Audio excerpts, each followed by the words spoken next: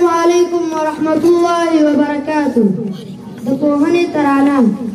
پوهنه د رڼا وطن ته مو ښکلا، کتاب او قلم زموږ رهنما.